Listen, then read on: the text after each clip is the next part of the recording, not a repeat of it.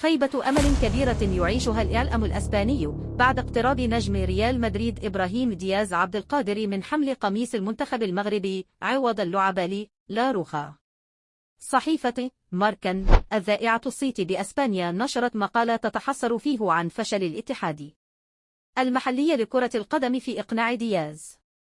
باللعب لمنتخب وطن نشأته، حيث أكدت أن اللاعب سيحمل قميص المغرب قريبا، وبالتالي ستفرط أسبانيا في لاعب موهوب ونجم عالمي يستحق أن ينال رقم في صفوفها. المقال ذاته أقر بوجود أزمة مواهب في الكرة الإسبانية، ودياز دق مسمار في نعش الاتحاد المحلي للعبة بحكم أنه لم يجد بعد لاعب أفضل منه طيلة هذه السنوات لا لعب مع المنتخب الأول، مشيرا إلى أن لاروخا تجاهله لفترة طويلة مقابل عمل كبير من قبل الجامعة الملكية لكرة القدم، والتي لم تدخر جهد في محاولة إقناعه في كل مرة. ولامت ماركا الناخب الوطني الإسباني لويس دي لافوينتي كثيرا بحكم أنه تهاون في الاهتمام بوضع دياز نظرا للتنافس القوي مع المغرب والإصرار الكبير لمسؤولي الأخير. مبرزة أن مدرب المنتخب أهمل في حل هذه الأزمة إذا كانت له النية في الأصل لاستدعائها، وقارن المصدر ذاته وضع دياز والأمين يامال، حيث قالت إن دي لفوينة نادى عليه لقائمة أسبانيا بعد